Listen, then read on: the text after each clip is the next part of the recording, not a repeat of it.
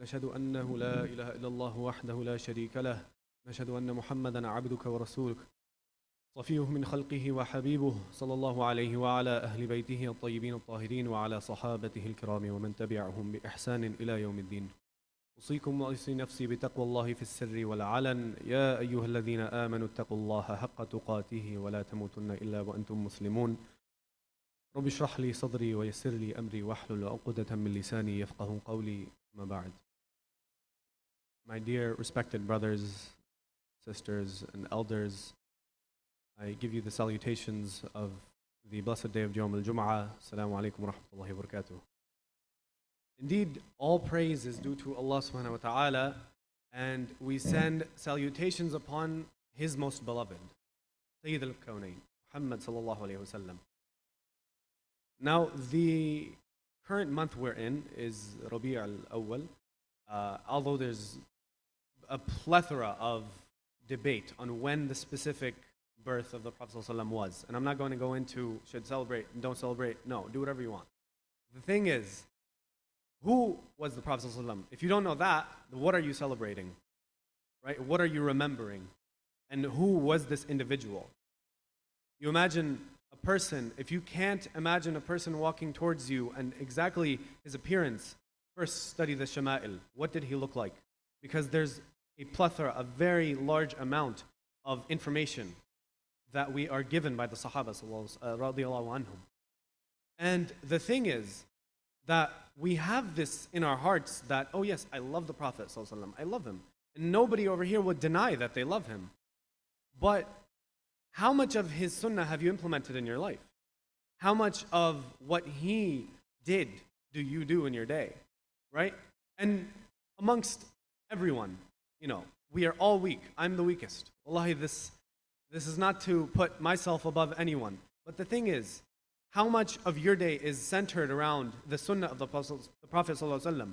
Because among the sunnahs was to, first of all, do every single obligation.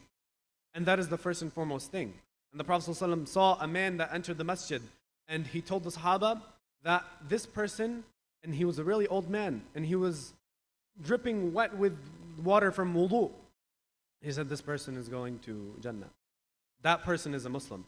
And who is this person? The person just did the fara'id, the obligations. He prayed, and he asked, Ya Rasulullah, if I just pray the obligations, will I be okay? Nothing else, just the 2 rak'ah fajr, the 4, and all these salawat, fast in Ramadan, pay my zakat, all of these things, follow the pillars, and he said that's the way to Jannah. But what is the extra on top that you can do? Because as we know, there are many levels to heaven, many levels, and we ask Allah subhanahu wa ta'ala to enter us into the highest level. And you should always ask, and the Prophet ﷺ, he told us, to ask for the highest level. The highest level, al-a'la, al-firdaus. He said, whenever you ask for Jannah, ask for firdaus. Ask for the highest level. Now, there's another instance where in the seerah of the Prophet ﷺ, and I urge myself and all of us to learn and study the seerah of the Prophet ﷺ in depth. There's many video series. There's no excuse today. You could do it on your commute. You could do it doing whatever. You could have it playing in the background. You learn, you hear the stories of the Prophet ﷺ. That's what builds love for that person. The blessed, the most best person, the Prophet ﷺ. Now, when you learn about small things within the seerah, for example, one comes to mind when the Prophet ﷺ lost his mother at such a young age, at the age of 6. What kind of a scene would that have been?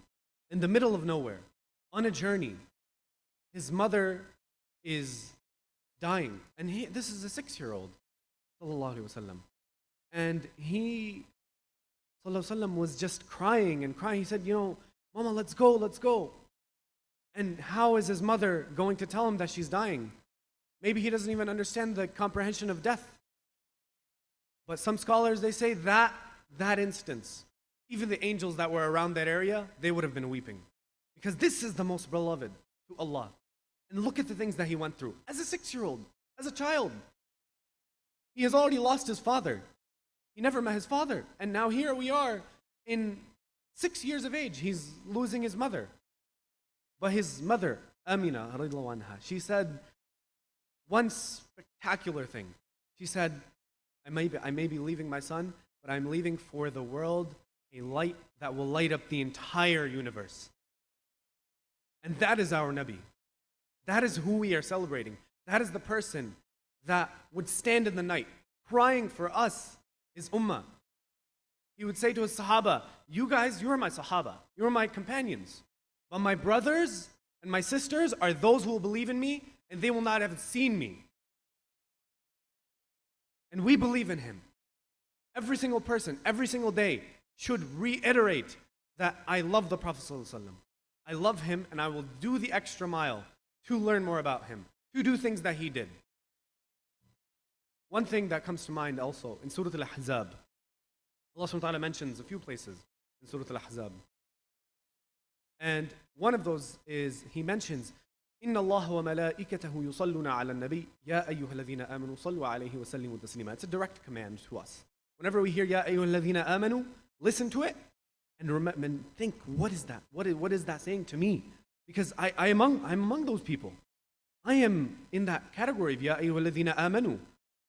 Allah subhanahu wa ta'ala says, indeed, Allah, listen carefully, Allah subhanahu wa ta'ala himself, along with his angels, sent peace and blessings and salutations and salam upon the Prophet sallallahu alaihi wasallam. So how dare we not do that?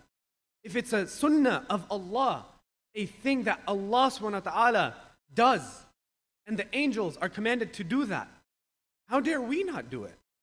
He says, Ya ayyuhalladhina amanu, sallu alayhi wa sallimu taslima. Do salawat upon the Prophet sallallahu alaihi wasallam. Allahumma salli wa sallim ala nabina Muhammad. That's counts as salawat. Allahumma salli ala Muhammad. The shorter version, Allahumma salli alayhi.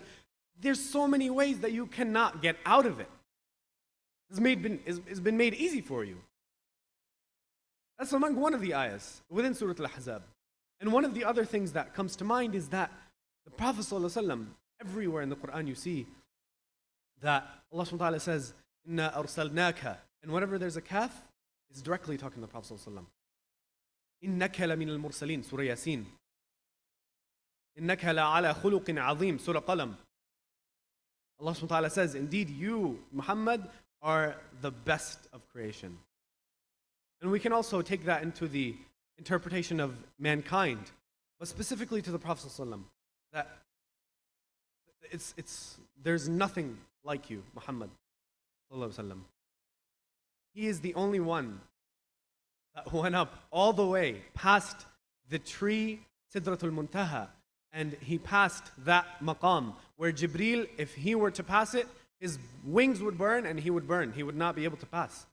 He said when on the journey of Isra wal Mi'raj, that's one of the miracles where the Prophet ﷺ, he went up and he said, Jibreel, come with me, like you're guiding me. He said, I can't pass this point. Only you can pass.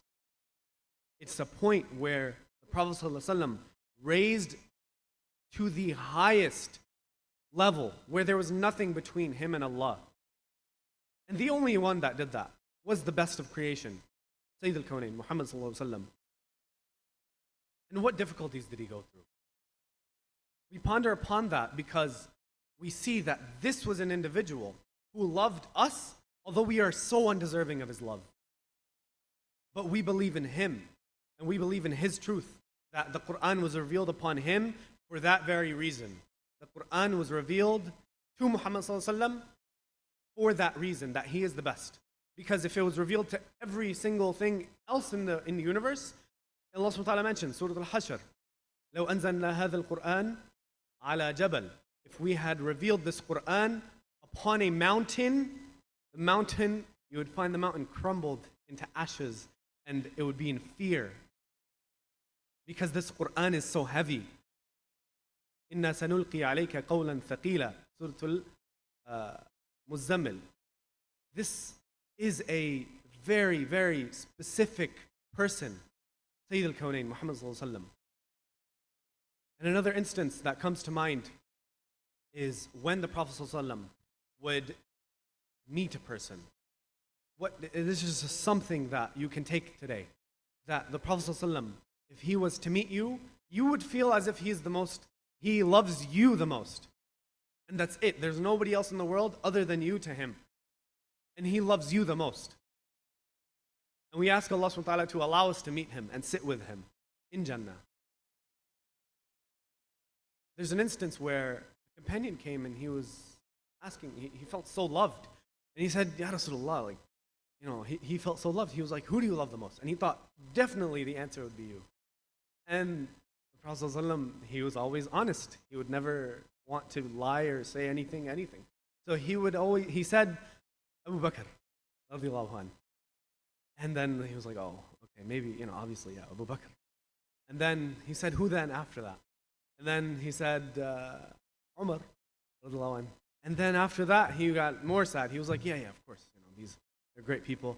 And then I said, who after that? He said, Uthman. And then he stopped asking because he didn't want to see his actual rank on that list. And this was the individual that he would walk into a room and you would know that there is a nur within him, a sense of hidayah, a sense of guidance, something that attracted you towards him. And you would you would flock to see and sit with the Prophet ﷺ. And you would want to be with him. He shined bright. Very, very bright physically and also spiritually. And just last night, this comes to mind, I was looking at the moon. The moon last night was very bright. And it was very dark everywhere. And I thought, this moon is the same moon that the Prophet ﷺ used to look at. And that moon is the same moon that by his one point is split in half. It's the same moon. Nothing has changed. The Prophet ﷺ, it would only do that for the Prophet ﷺ. Now, you look at the moon now, and you might not think that.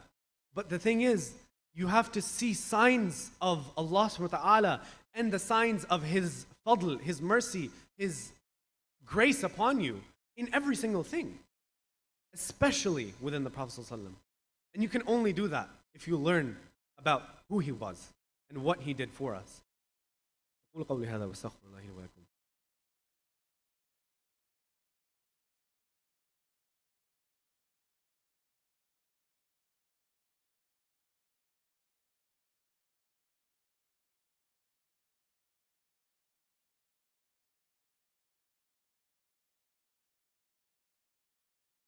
بسم الله والحمد لله والصلاة والسلام على رسول الله وعلى آله وصحبه ومن والاه. إن الله وملائكته يصلون على النبي يا أيها الذين آمنوا صلوا عليه وسلموا تسليما.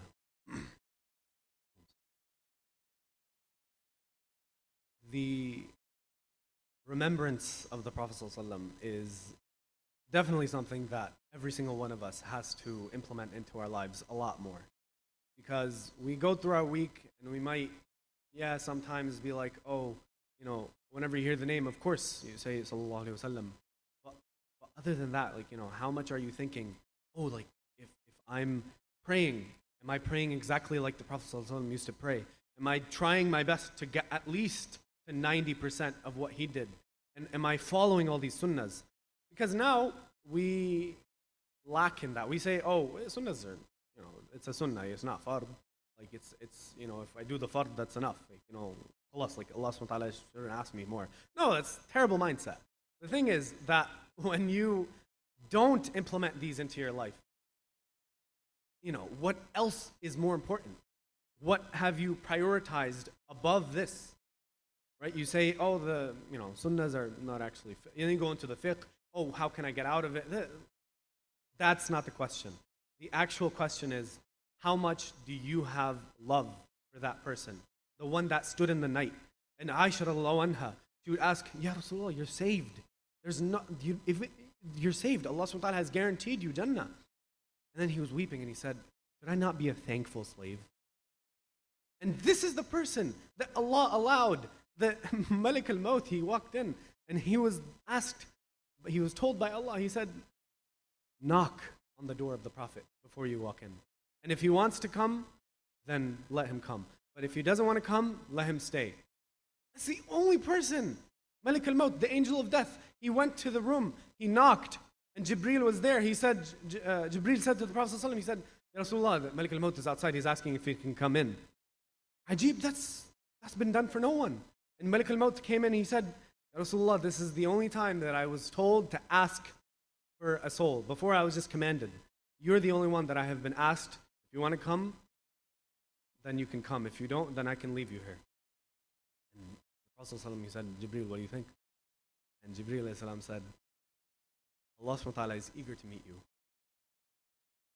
Allah subhanahu wa ta'ala is eager to meet you, Ya Rasulullah ﷺ. And this is our Nabi. So I urge myself and I urge you all to learn about the Prophet ﷺ a little bit more. Even if it's just maybe a video per day. That's very little, but still, continue that. And if you do that, then inshallah one day you will have a lot more love. اللهم اهدنا فيمن هديت وعافنا فيمن عافيت وتولنا فيمن توليت وقنا واصرف عنا شر ما قضيت اللهم إنك تقضي ولا يقضى عليك اللهم حبب إلينا الإيمان وزينه في قلوبنا وكره إلينا الكفر والفسوق والعصيان يا رب العالمين. We ask you within this season of the love of the Prophet ﷺ, we ask that you increase the love for your most beloved Sayyid al-Kawnayn Muhammad ﷺ. Ya Rabb al-Alameen, we ask that those sins that we have done in private, the ones that we've done in public, Ya Rabb al-Alameen, we ask that you forgive them because you are the most forgiving, Ya Rabb.